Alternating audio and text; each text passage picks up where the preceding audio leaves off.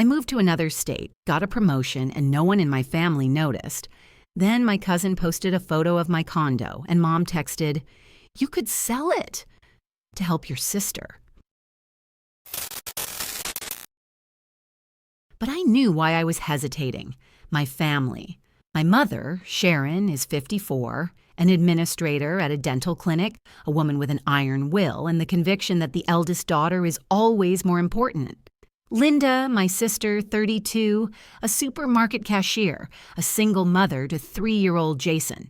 And Dad, Roger, 58, a retired mechanic with a bad back who long ago decided that women's issues were not his territory. I am Abigail, the second daughter. When I was 18, I was going to college. I filled out all the paperwork and even got a grant to cover part of the cost. But Linda was in the process of divorcing her first husband. She got married at 20, he cheated on her a year later, and she filed for divorce. I found a small condo in the Nob Hill neighborhood. 1 bedroom, living room, open kitchen, panoramic windows overlooking the city. I took out a mortgage and moved in 2 weeks later. I called my mom the same evening I got the keys. I started telling her about my new place, how excited and happy I was. I wanted to hear that she was proud of me, that I was doing great. She interrupted me mid-sentence. "Abby, wait, Linda just called. She has a problem with Jason's nanny. She says she's late again. She's crying. Let me call her back." She didn't call back. Not that evening nor the next day. I wrote in the family chat, "I've moved, new job, new city, new life." I added a photo of the keys against a backdrop of boxes. He's too slick. He wears expensive suits, drives a brand new Mercedes, and constantly promises to solve all problems. He says he's a businessman, but I Googled him and found nothing. No social media presence, no business under his name. Christy said quickly, "Abby, I think he's a con artist." And I sat down on the edge of the bed. "Does Linda know about your suspicions?" I tried to hint, but she jumped on me. She said I was jealous because I've never had a normal relationship. Christy sighed. "He's already moved in with her. He lives in the apartment with Jason." I felt a chill inside. A stranger is living with my 3-year-old nephew, and something doesn't seem right about him. "Thanks for telling me," I said. There was a photo of my living room with panoramic windows, a photo of the kitchen, a photo of the bedroom with the caption, "My cousin has such a gorgeous place in Portland. Cool." 138 likes. In the comments, my mom wrote a heart. Linda did too. 5 minutes later, Linda called. "Abby," her voice was tense, "Jason has hearing problems. The doctor says he needs surgery, otherwise he could go completely deaf. Insurance only covers half of it." I was silent, not knowing what to say. "You don't need such a big apartment all to yourself," Linda continued, a note of indignation creeping into her voice. "You could sell it and move into something more modest. Help your family. Jason is your nephew, after all." "Linda," I tried to speak calmly, "I have a mortgage. I bought it only 3 months ago. Plus, I'm still paying off my car loan. I have another year of payments left. If I sell the apartment now, I'll lose more than I'll gain because prices—" "I always knew you were selfish," she interrupted coldly. "Your nephew may go deaf and you don't care. All you care about is your career and your square footage. You live in luxury, and we're here." She didn't finish. She hung up. I sat there clutching the phone, feeling something inside me crack. The next day at lunch, I told my colleague Marlo everything. Marlo Tucker, 36 years old, divorced, straight as an arrow. She listened, chewing her salad slowly, and nodded. "A child is really important," she said quietly. "I'm sorry," he whispered. "I should have fought harder for you." We sat there for a long time. Then Dad moved away and took an envelope out of his pocket. "This is for you," he said. $2,000 from my pension. I saved it little by little. Sharon doesn't know, and even if she does, it doesn't matter. It's yours. Use it if things get really bad." I looked at the envelope, not knowing what to say. "Dad, take it." He smiled sadly. I want to feel like I did something right." He left the next morning. I walked him to his car and we hugged goodbye. He drove away and I stood there watching him go, holding the envelope in my hands. That same evening, I sat down and wrote a long letter. I took the tea in a daze. He nodded and left without asking any questions. In the evening, my mother called. "Abigail Clarkson," she began in the voice she used when I was a child and had done something wrong. "I don't know what's happened to you, but this isn't you." Lindy cried half the night. "Jason could go deaf, you understand. He won't be able to hear voices, music, anything. It will be on your conscience if you don't help. He's your flesh and blood." Something clicked inside me. "Mom," I heard my voice rising. "I can't. I have a mortgage for years to come, a car loan. I've just started a new life in a new city. I can't just sell the apartment I've only been paying for 3 months. It doesn't work that way. I'll lose a lot of money." About the calls, about the accusations, about how my mother had probably told the whole family her version of the story, about how my relatives were chipping in for an operation that Jason didn't even need because his insurance already covered everything. "They're pressuring me through my relatives," I said, my voice trembling, "to make me pay, to make me feel guilty in front of everyone." Cole was silent for a long time, then said quietly, but firmly, "They're not family anymore, Abby. They're blackmailers." Something in his words clicked in my head. He was right. It wasn't love. It wasn't care. It was manipulation, pure, cynical manipulation. I picked up my phone. My hands were shaking, but I typed a message to my mom, short and to the point. I don't know how long I sat there, but at some point my phone beeped. A text message from Christy. "Abby, I have to tell you something, but not over the phone. It's about Linda." Christy arrived the next day at 9 in the morning. I hadn't even finished my coffee when I heard the doorbell ring.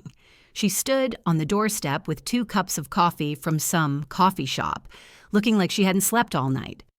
"Can I come in?" she asked quietly. We sat down on the sofa, and Christy nervously twirled the cup in her hands, not knowing how to begin.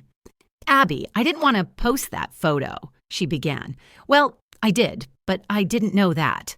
I didn't think it would lead to this." "Christy, you said you had something to tell me about Linda," I interrupted. There was a knock at the door. I opened it to find Cole standing there with 2 plates of pasta. "I was cooking and made too much," he said. "I thought maybe we could keep each other company." I smiled for the first time all day. "Come in." We sat on the floor of my living room, ate pasta straight from the plates, and talked about silly things. About his job, he wrote technical documentation for some software company. About my childhood cat, who outlived all the other pets in the neighborhood. About how he tried to join the theater club at school and failed the audition because he forgot the lines. I laughed.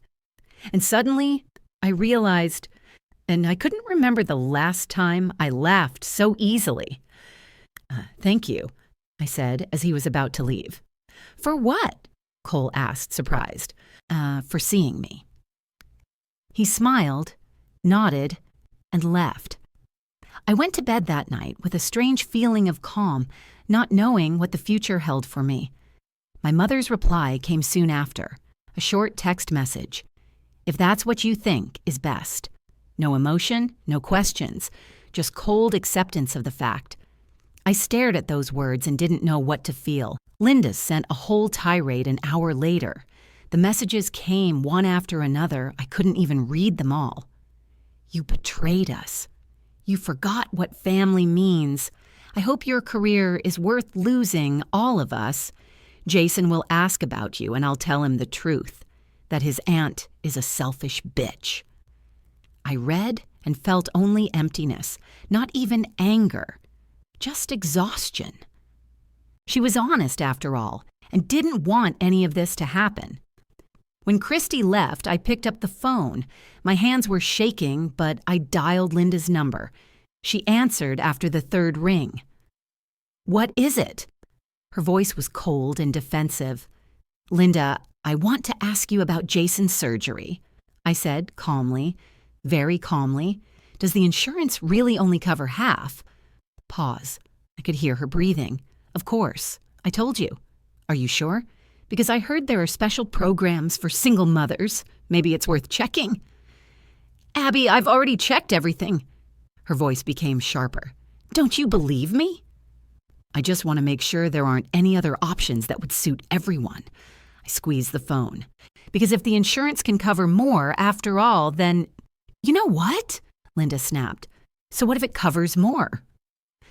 Do you think it's easy for me to raise a child on my own? With your fancy job, your apartment, your perfect life.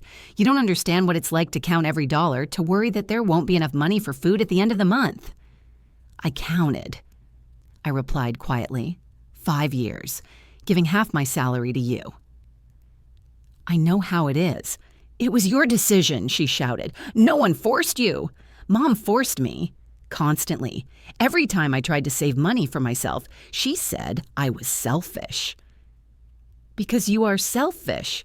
Linda was breathing heavily. It was easy for you to leave us here, to start a new life.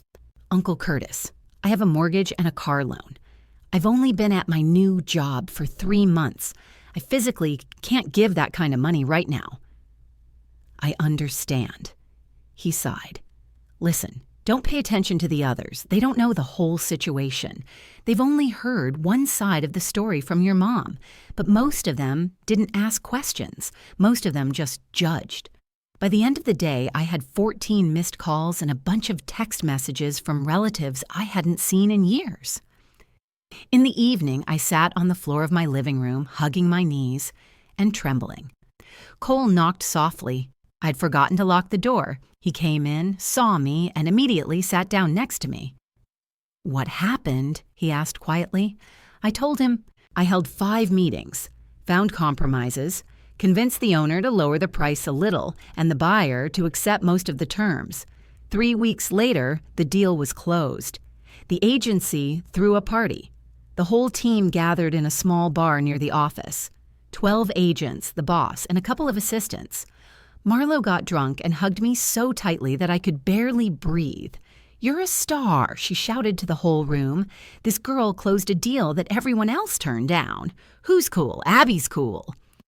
Everyone applauded, and I blushed. But inside, I felt something warm. I am valuable. I can do something that others cannot. My work matters.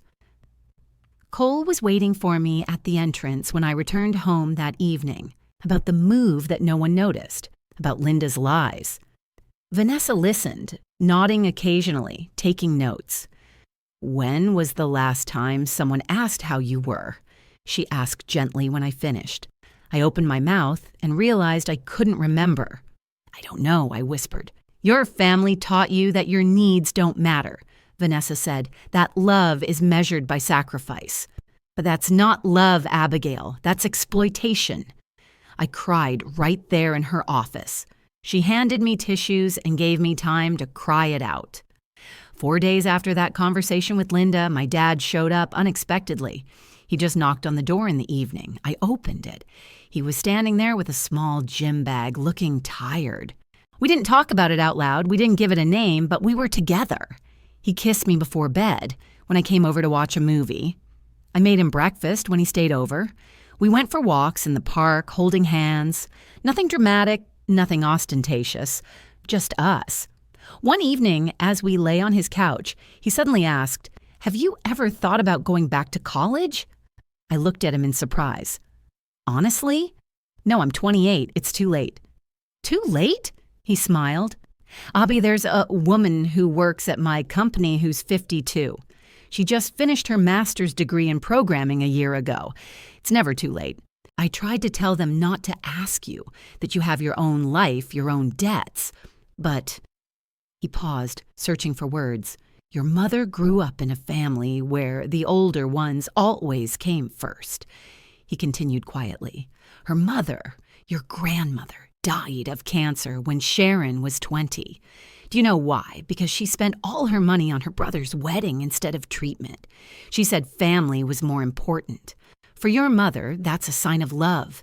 Sacrifice for the family. I tried to talk to her about it, especially after you started giving money, but she won't listen. She's convinced it's the right thing to do. I sat there, digesting this information. What about Linda? I asked. Linda is weak, Dad said without malice, just as a fact. She always has been. I had a fiancé, he said, without taking his eyes off the screen.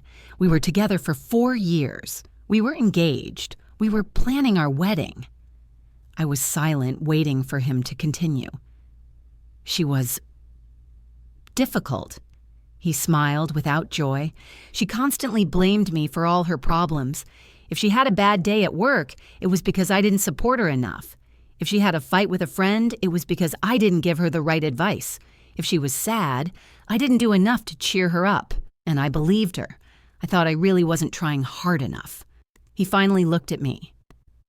It took 2 years of therapy after the breakup to realize it wasn't my fault. She used me as a punching bag. I'm sitting on the floor of my new condo in Portland, clutching my phone to my chest as if I want to crush it. My mom's message is still lit up on the screen. Abby, dear, you could sell it. Linda needs money for Jason's surgery. You wouldn't turn your own sister down, would you? I reread the words a third, fourth time, and suddenly it hits me. None of them congratulated me on my move. No one said, well done, on my promotion. They didn't even ask how I was settling in here. They just saw a photo of the apartment on Christy's Instagram and immediately showed up. Not with joy, with requests. 3 months ago, I was standing in a rented room in Spokane, Washington, looking at an email from Cascade Realty. They offered me a position as a senior realtor in Portland with a 40% raise. I closed a deal with a client who had already turned down 3 agencies. She wanted a house with specific requirements. Everyone had given up on her, but I found something that suited her. Somehow, they heard about me in Portland. I sat there and thought, why am I hesitating? I'm 28. I still live in someone else's apartment, sharing a bathroom with 2 girls I don't know. I give half my salary to my family to help out. My car is a 2009 model, and it's been in the shop 3 times this year. I even pay them for that because the car is registered to me, but my mom constantly takes it for the day when she needs to go somewhere with Lindy. My parents spent all their savings on a lawyer for her because the division has to be done right so that Linda doesn't end up with nothing. There was nothing to divide. They rented an apartment. The car was his. But my mother insisted on a professional lawyer. Abby, dear, you're young. You'll have time, but it's so hard for Linda right now, my mother said when I tried to remind her about college. I postponed my enrollment. Then I found a job at a small real estate agency. I started as an assistant, then became an agent. The pay wasn't great, but I worked hard. When I was 23, Linda asked to borrow $5,000 for urgent needs. She didn't explain what they were. She just said, Abby, I wouldn't ask if it weren't really bad. I gave her everything I had saved over 3 years. I never got it back. When I cautiously asked about it a year later, Linda just grimaced and said, you know how hard it is for me. You're not going to ask your sister for money, are you? Then, when I was 26, Linda gave birth to Jason. The child's father, a guy she had been dating for 3 months, disappeared as soon as he found out about the pregnancy. My mother said to me then, you have to help. You're his aunt. Family is sacred. I started giving half my salary for diapers, clothes, and toys for Jason. So when I got that offer from Portland, I knew it was my only chance. If I didn't go now, I would never go. I accepted it. Dad replied 3 hours later, okay. Mom liked it. Linda ignored it completely. I invited everyone to a housewarming party in a week. I wrote the specific date and even offered to pay for my dad's gas. It's a 3-hour drive from Spokane to Portland. My mom replied, honey, Linda has Jason's birthday party a week after your housewarming party, and the preparations take a long time. We have to order a cake and buy balloons. We wouldn't have time to drive back and forth. Jason's birthday was a week after my housewarming party, but my mom had already decided for everyone. No one came. I sat alone in an empty apartment with a bottle of wine and pizza for two. I looked out the window at the lights of Portland and thought, maybe I really am selfish. Maybe I shouldn't have gone. But then I unpacked my things, started working, and got caught up in my job. My colleagues were friendly, my boss was reasonable, and my clients were interesting. I closed 2 big deals in my first month. I was praised at a general meeting. 2 months passed. I didn't call often. I didn't want to impose. Sometimes I wrote little things in the chat about the weather, about work. My mom replied briefly, "Okay, dear," or "I'm glad everything is going well for you." Linda never replied. Dad sometimes sent emojis with a thumbs up. And then my cousin Christy came to visit for the weekend. She's 25, in her last year of college, studying marketing, and loves to post everything on Instagram. We're not very close, but she asked to come. She said she wanted to see Portland because she had a presentation for university about cities. She walked around my condo, photographed every corner, and admired the panoramic windows and marble countertops in the kitchen. "Abby, this is a dream. You're so cool," she said, snapping pictures. On Sunday evening, after she had left, I received my first message from my mom. Not "how are you," not "how's work." Just, "Abby dear, you could sell it. Linda needs money for Jason's surgery. You wouldn't say no to your own sister, would you?" I stared at the screen. I went to Christy's Instagram. But if you really can't, then that's the way it is. You don't have to ruin your future for the sake of others. It's not selfish. It's common sense. That same evening, when I got home, someone accidentally said hello to me in the elevator. It was my neighbor from across the hall, Cole Berryman. 31 years old, a technician. Thin, bespectacled, always wearing headphones. We never really talked, just nodded to each other. An hour later, as I sat in the kitchen crying, trying to understand why I was in so much pain, there was a soft knock at the door. I opened it. Cole was standing there with a cup of tea in his hands, shifting awkwardly. "Sorry, the walls are thin," he said, not looking at me. "Thought it might help. Chamomile with honey." "Don't raise your voice at me," Mom said in an icy tone. "I don't recognize you. You've become cold-hearted. You used to be a good girl. You didn't even ask how I was doing," I shouted, losing control. "None of you congratulated me on my job, on my apartment. No one came to my housewarming party. You didn't even ask if I needed help moving, with furniture, with anything. But as soon as Christy posted the photo, you were right here, and you immediately wanted money." Mom was silent for a second. I could hear her breathing, heavy, indignant.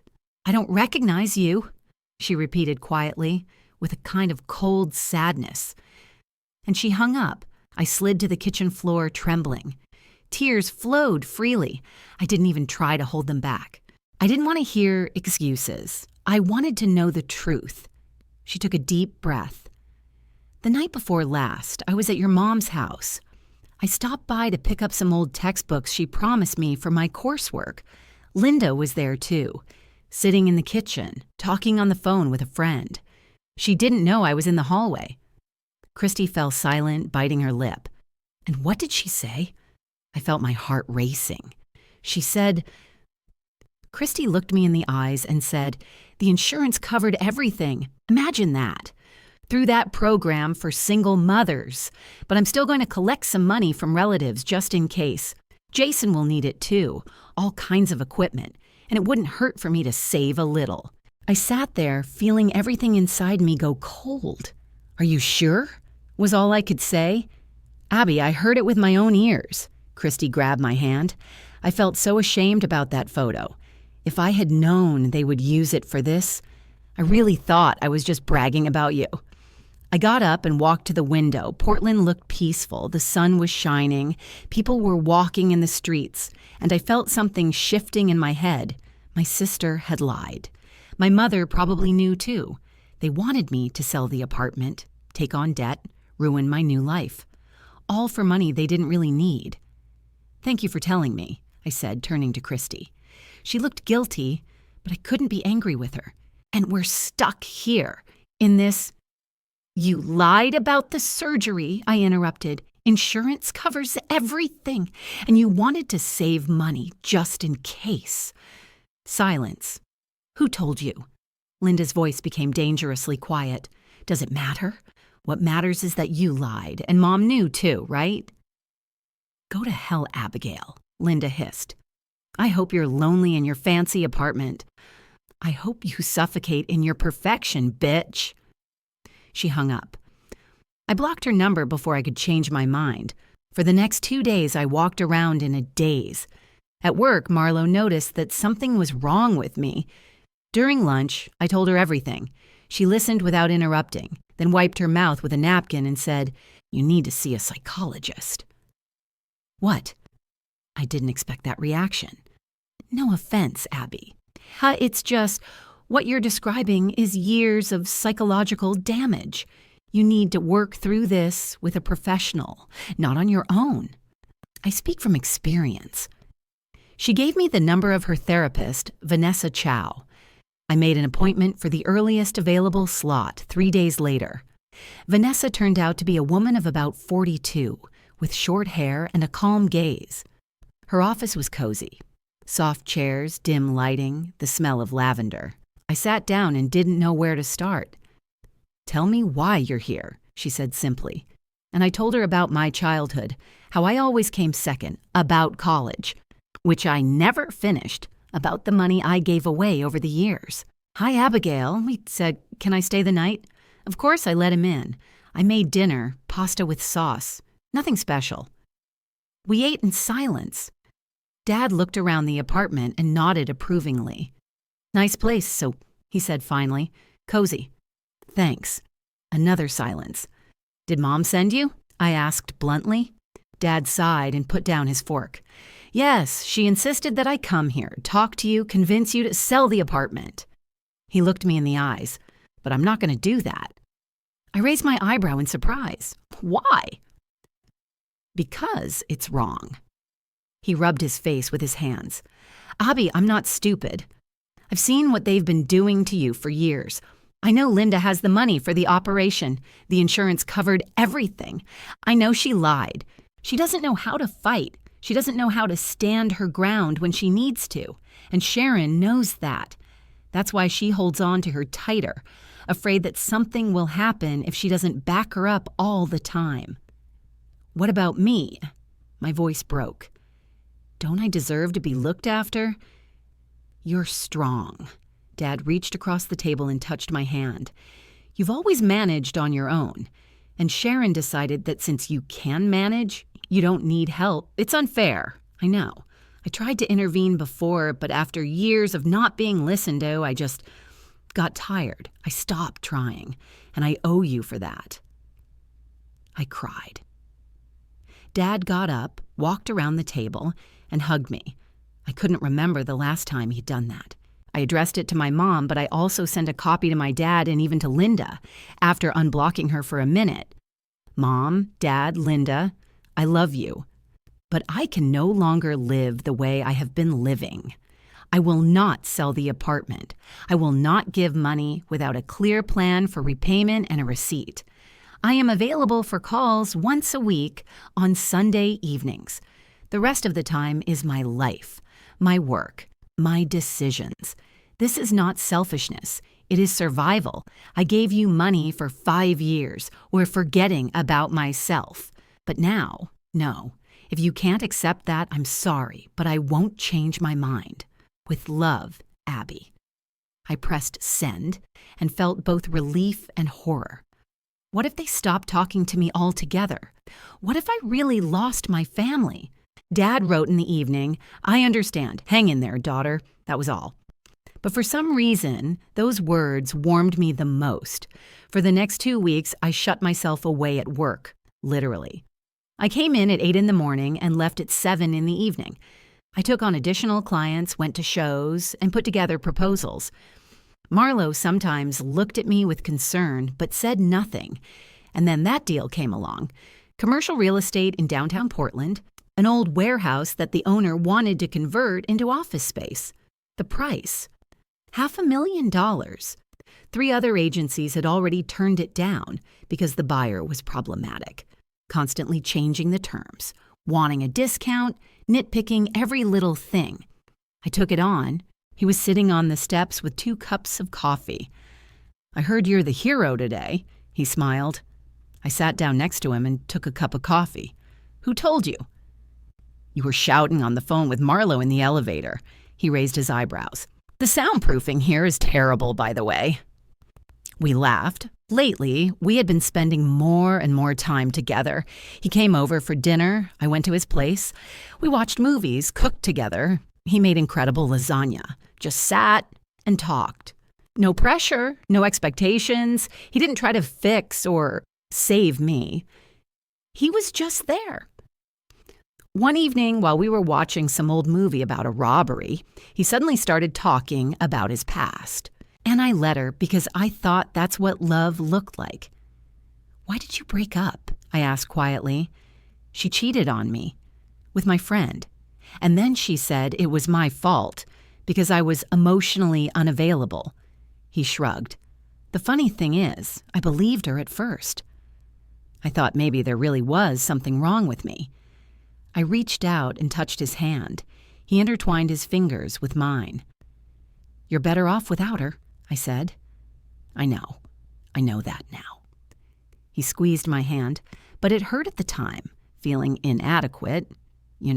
I knew, oh how I knew. That night when it was especially hard for me, I woke up in the middle of the night from a nightmare where Linda was yelling at me and my mom was standing by silently. I knocked on Cole's door. It was 3 a.m, and I was sitting outside his door in my pajamas, shaking. He opened the door, sleepy, in a t-shirt and sweatpants. He looked at me, didn't ask any questions. He just hugged me. We stood there in the doorway, and I cried on his chest, and he stroked my hair and said nothing. It was the acceptance I needed. No questions, no judgment, no attempts to fix me, just, you have the right to feel what you feel. Early the next week, Christy called in the morning while I was still getting ready for work. "Abby, I have news for you again." Her voice was tense. "What happened?" "Linda started dating someone. His name is Derek. She paused. "He's weird." "Weird how?" When Christy hung up, I sat there for a long time, staring at the wall. "It's none of my business," I told myself. "I've set boundaries. I can't save them. They're adults." But I couldn't stop worrying about Jason. That evening, I dialed Linda's number. She answered on the 5th ring, her voice cold. "What is it, Abigail?" "I heard you have a new boyfriend." I tried to sound neutral. "So, are you here to judge me?" "Linda, I just want to make sure Jason is okay." "Christy says that Derek—" "Christy has a big mouth," Linda exploded. "Of course she ran to you to complain. You're jealous, Abigail. Jealous that I have someone and you're alone in your fancy apartment." "I'm not lonely," I replied calmly. "And I'm not judging you. I'm just warning you. If you don't know him well, maybe you should wait before—" "Enough," she shouted. "Enough of your advice. You cut yourself off from your family, remember? So stay there in Portland and don't meddle in my life." She hung up. I put the phone down and said aloud to the empty room, "I warned you. The rest is your choice." But that didn't bring me peace. A week later, the calls started. The first was from Aunt Patricia, my mother's sister. I had hardly spoken to her in years. She lived in Idaho, and we only saw each other on major holidays. "Abigail, this is Aunt Patricia." Her voice was stern. "I hear you refused to help Linda with Jason's surgery. Is that true?" I held my breath. "Auntie, it's more complicated than that. The child has hearing problems and you live in luxury and refuse," she interrupted. "I'm ashamed of you? Your mother raised you better than that." She hung up before I could say anything. Then my cousin Gloria called. Then Uncle Mark. Then some distant cousin whose name I didn't even remember. They all said the same thing. "How can you refuse a sick child? Family is more important than money. We're all chipping in, and you, who has the most, are giving nothing." Some were aggressive, others disappointed. Uncle Curtis, my dad's brother, was the only one who asked, "Abby, are you really in a position to help? Because if you're not, just say so, and I'll explain it to them. I almost cried with relief. If you keep telling your relatives that you don't have money for the surgery, I'll tell everyone about the insurance that covered everything, and I'll stop communicating with you altogether. This is your last warning. I looked at Cole. He nodded. I pressed send. A month has passed since I sent that ultimatum to my mother. She didn't respond at all. I checked my phone every day, waiting for any sign, but nothing. Silence. My relatives stopped calling too. It was as if someone had turned off the tap. I didn't know what my mother had told them, but it seemed she had said something. My father wrote short text messages every few days. My cat caught a mouse today. Now he walks around proudly. It's been raining for 3 days straight. The garden will be flooded. How are you, daughter? I replied just as briefly. Fine, Dad, so homework's okay. Hi, Cat. It wasn't much, but it was something. A thin thread of connection that kept me afloat. Work was booming. I closed another big deal, a housing complex on the outskirts of Portland. The buyer wanted to invest in rentals, and I found the perfect option. The commission was substantial. I was able to pay off part of my car loan early. Marlo took me to a restaurant to celebrate. We sat at a table by the window. She ordered champagne, raised her glass. Here's to you, Abby, to you finally starting to live for yourself. I drank, smiling. She was right. I had started living for myself, and it was scary, but liberating at the same time. Cole and I became something more. I thought about it, college. I hadn't thought about that in so long. I had buried that dream so deep that I had forgotten it even existed. Maybe, I said quietly. Someday. He kissed me on the temple. Someday is good. The main thing is that you're dreaming again. Life was getting back on track, slowly but surely. I even started going to yoga with Marlo. She dragged me to a trial class, and I unexpectedly got hooked. Standing in a plank and focusing on my breathing turned out to be surprisingly therapeutic. And then, on Thursday evening, when I had just come home from work, Christy called. Her voice was panicked, breathless. Abby! She shouted into the phone. It's horrible. It's just horrible. What happened? I felt my heart racing.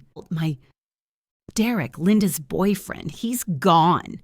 Christy was talking so fast that I could barely make out her words. He took all the money, all of it, Abby.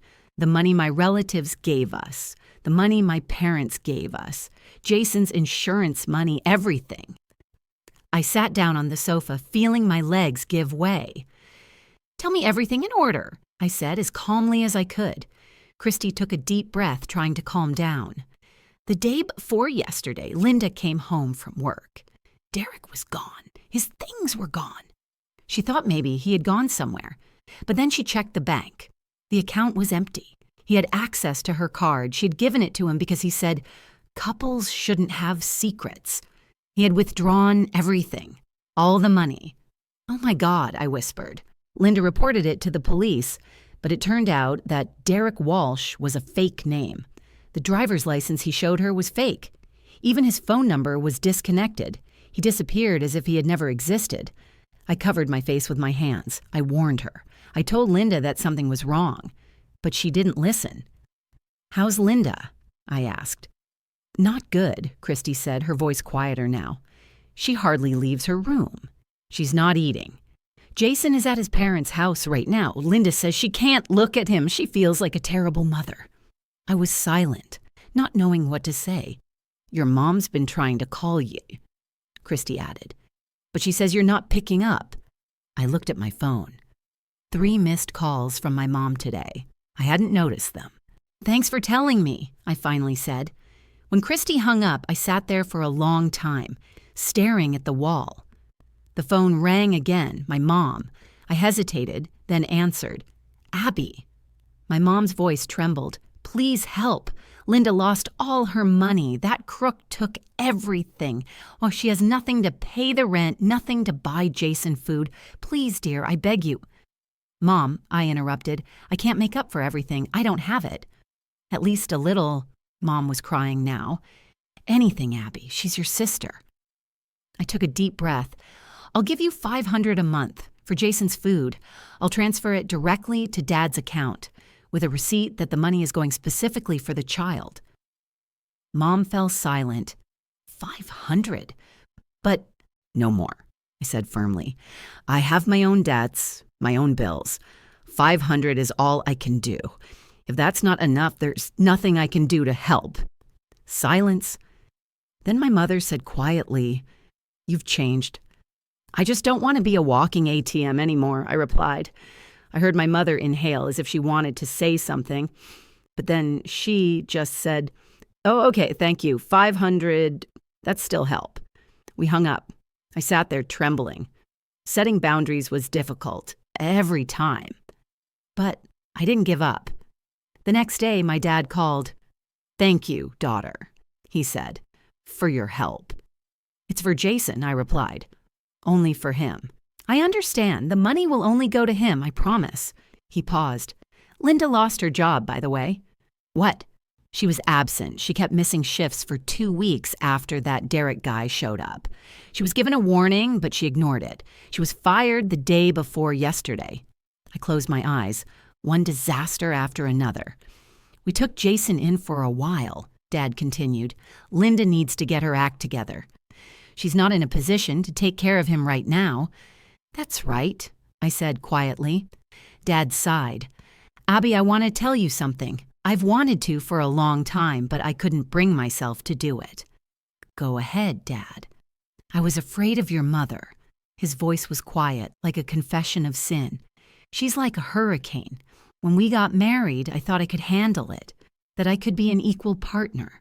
But over time, I just gave up. Either you follow her or she wears you down. I chose the former, and I lost you along the way. I'm sorry, daughter. I should have fought for you, but I was weak. I cried. The tears flowed freely. I didn't try to hold them back. Dad, I whispered, you're not weak. You're just tired. I understand, but I have to be stronger, he said hoarsely. For you, for Jason, even for Linda, who is destroying herself. Sharon won't change, I know that, but I can. We talked for another hour about life, about mistakes, about what he regrets. He told me how he met Mom. When she was so confident, so alive, he fell in love instantly. How Linda was born prematurely at 7 months. How they sat in the hospital for weeks praying she would survive. How Mom made a vow. If Linda survived, she would always protect her from everything. But the vow turned into a cage, Dad said. For Linda, for Sharon, for all of us.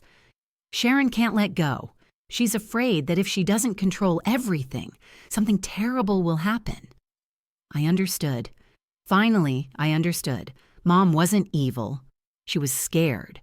A scared woman trying to control the uncontrollable. But that didn't mean I had to sacrifice myself. That same evening, during my session with Vanessa, I told her everything. She listened and nodded. You feel guilty, she stated, not asked. Yes, I admitted. Linda lost everything. And here I am sitting in my apartment with a job, money, stability, and I feel guilty. You can't save someone who doesn't want to be saved. Vanessa leaned forward. Linda made choices, bad choices. She didn't listen to the warnings. It's not your fault, Abigail, but you can support Jason. A child is not to blame for the mistakes of adults. I nodded. She was right. The next day, I made a transfer. $2,500, $2,000 that Dad had once given me, and $500 from my savings, to Dad's account. I wrote to him, for Jason, for clothes, toys, food, make sure the money goes only to him. Dad replied, I will, daughter. Thank you. A week later, my relatives started calling again, but this time they were apologizing. Uncle Curtis called first.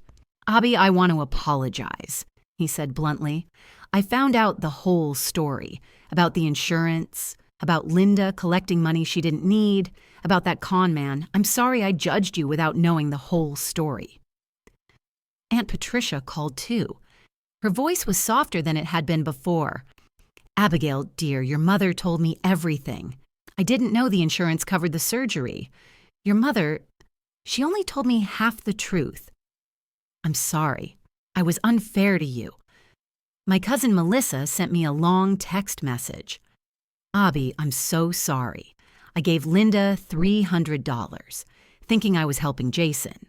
And now I find out that the money was taken by a fraudster. It must have been so hard for you when we all turned on you. I'm sorry. Not everyone apologized. Some never called, but those who did call eased something in my soul. Another 2 weeks passed. I came home from work on Friday, tired but satisfied. I had closed another small but pleasant deal. The phone rang. Mom. I hesitated, then answered. Hi, Mom. Hi, Abby. Her voice was quiet, uncertain. How are you? We talked about trivial things, about the weather, about how Dad had planted something in the garden, about Jason learning to count to 10. It was tense, difficult, but we talked. No shouting, no accusations. At the end of the conversation, Mom fell silent, then asked quietly, Are you coming for Christmas? Roger is cooking a turkey. Jason is asking about you. I looked out the window. Portland was aglow with lights. My city. My life. I'll think about it, I replied honestly. I promise I'll think about it. Okay, Mom sighed and hung up. A small step. Or was it even a step at all? December 23rd. I was packing my suitcase, nervously moving things from place to place. Cole sat on the edge of the bed, watching with a smile. That's the third time you've repacked that sweater, he remarked. I don't know what to expect, I admitted, sitting down next to him. It's going to be weird. He put his arm around my shoulders. If it gets too hard, just say the word and we'll leave. Deal? I nodded, leaning against him. We left early in the morning on the 24th. The 3-hour drive to Spokane seemed both endless and too short. When we pulled up to my parents' house, I saw a Christmas tree in the living room window. The lights glowed warmly. Dad came out onto the porch and waved. He looked thinner than I remembered, but he smiled sincerely. Daughter, he said, hugging me tightly. Then he held out his hand to Cole. Roger, nice to meet you. Cole, likewise, sir. Mom appeared in the doorway. She looked older. New wrinkles around her eyes, gray hair that she had always dyed before. We looked at each other for a few seconds. Then she stepped forward and hugged me. Quickly, awkwardly, but she hugged me. Come in, it's cold, she said, stepping back. The house smelled of cinnamon and turkey. Jason was sitting on the living room floor building something with blocks. When he saw me, he got up, ran over, and hugged my legs. Aunt Abby, he cried, you're here! I crouched down and hugged him. He had grown, his face more thoughtful, 4 years old, almost a big boy. Hi, sweetie, I whispered, kissing him on the top of his head. Linda was standing in the kitchen doorway.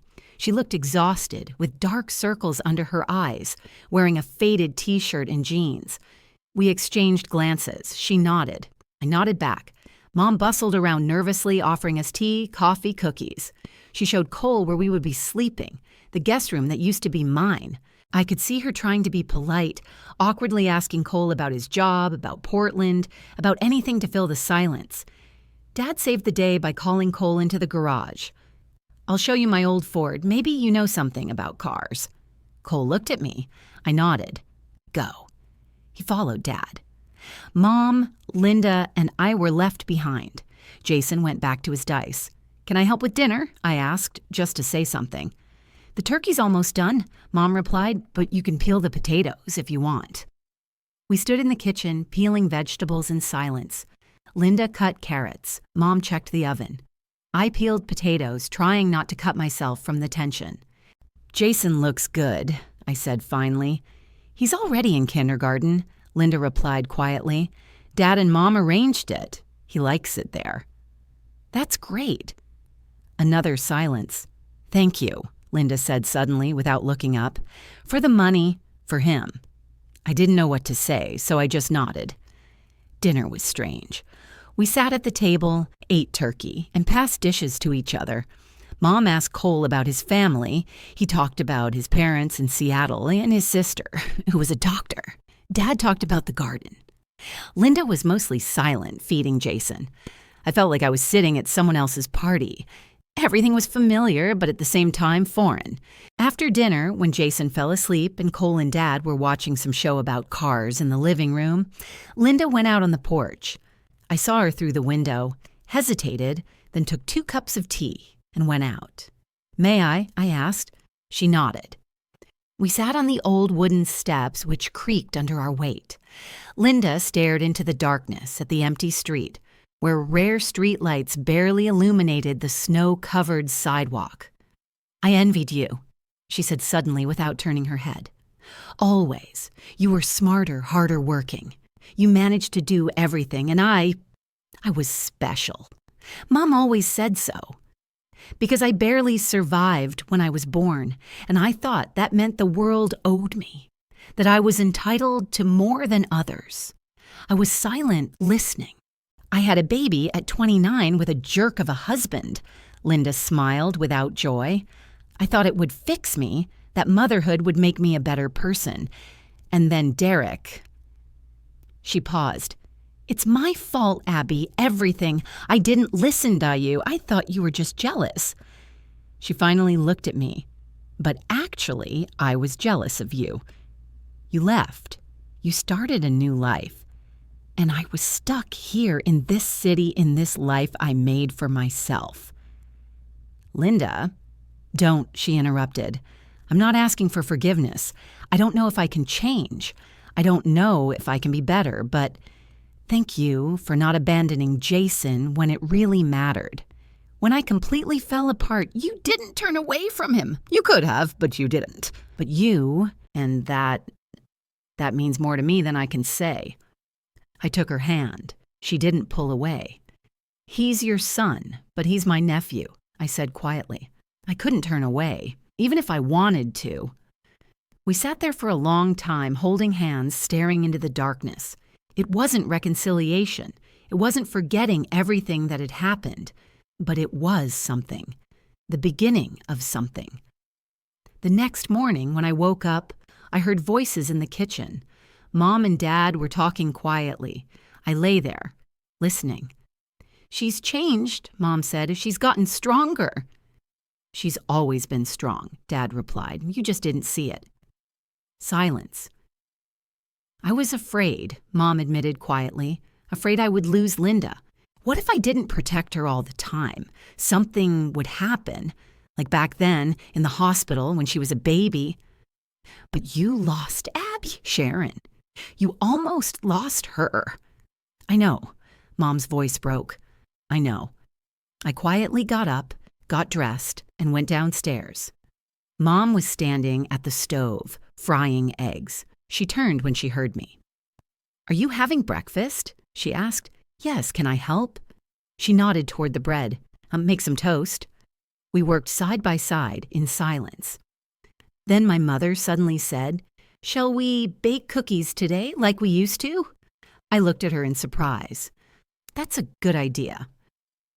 After breakfast, the 2 of us stayed in the kitchen. We got the ingredients and kneaded the dough. My mother showed me how, and I repeated her movements, just like when I was a child, standing on a chair at the table while she taught me how to make gingerbread cookies. We shaped the cookies and decorated them. Mom suddenly stopped and looked at me. "I don't know how to say I'm sorry," she said quietly. My mother didn't know how. She always said that apologizing was a weakness, that you just had to move on. But she sighed, "I'm proud of you, Abby. Even when I yell and get angry at you, even when I don't always show it, you're strong, stronger than me." I put down the cookie cutter and hugged my mom. She held her breath, then hugged me back. We stood there in the middle of the kitchen, both crying quietly. "Mom," I whispered, "I don't want to choose between you and myself. I want us both to be able to exist." "I know," she stroked my hair. "I'll learn. I'll try. I promise I'll try." It wasn't perfect.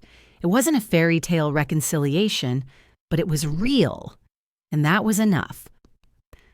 On December 26th, we were driving back to Portland.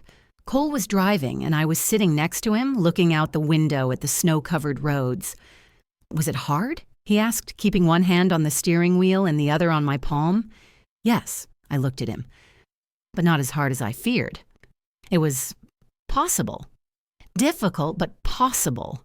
He smiled. "Will you go again?" "Once every 2 months," I nodded. Without expecting a fairy tale, just stay in touch. For Jason. And for myself, too. We agreed not to rush into holidays, not to create a perfect picture, just to be, to ride when we can, call when we feel like it. No pressure, no obligations, just the family we are. Imperfect with a history, but a family. 6 months have passed. June in Portland was warm, the city was in bloom. I stood in the Cascade Realty office looking at the contract in front of me. Partnership. I was offered to become a partner in the agency. Marlo stood next to me, smiling from ear to ear. "Well, boss," she nudged me with her elbow. I signed. My hands were shaking, but I signed. In the evening, Cole and I celebrated. No restaurant, no pomp. Just pizza from our favorite place, wine, the two of us on the balcony of our condo. Cole had moved in with me 2 months ago. He'd given up his apartment, taken his things, including Pontius, the cat who was now sleeping on my couch. We ate, laughed, talked about trivial things. Then Cole suddenly put down his slice of pizza and looked at me seriously. "Abby," he began, "I'm not romantic. I don't know how to say beautiful things, but I know one thing. With you, I feel like myself, for the first time in a long time. You see me, and I see you, and I want it to last, for the rest of my life." He took a small box out of his pocket. He opened it. Inside was a simple silver ring with a small stone. "Will you marry me?" I looked at him, at the ring, then at him again. I smiled through my tears. "Yes," I said. "Of course. Yes." He put the ring on my finger and kissed me. We sat on the balcony, hugging, looking out at Portland, my city, our city. My phone beeped. A message. I looked. Linda? A photo of Jason in his new backpack in front of the kindergarten entrance. He was smiling broadly, giving a thumbs up. No comment, just a photo. I sent a heart emoji in reply. Mom called every Sunday. We talked about little things. Her work, the garden, how Jason had learned to ride a bike. Dad sent memes about cats, sometimes photos of his garden. Linda found a job as an administrator at a veterinary clinic and slowly rebuilt her life. She didn't write often, but sometimes she sent photos of Jason. Sometimes a short thank you for the money I still transferred every month. It wasn't perfect. We weren't a happy family from a Christmas card, but we were real. I sat on the balcony with Cole, looked at the city, felt his hand on mine, the ring on my finger. I thought about the day I got the message from my mom about selling the apartment, about the pain, the confusion, the feeling of betrayal. And now, I'm here, in my home, with my man, with my life. My family isn't perfect. I didn't save them, and they didn't save me. But I learned the most important thing, to love myself no less than others. And that was something. That was everything. Cole kissed me on the temple. "What are you thinking about?" he asked quietly. I smiled, leaning against him. "How about being happy? For the first time in a long time, I'm just happy." He hugged me tighter. We sat there watching the sunset over Portland. My life wasn't a fairy tale, but it was mine, and that was enough.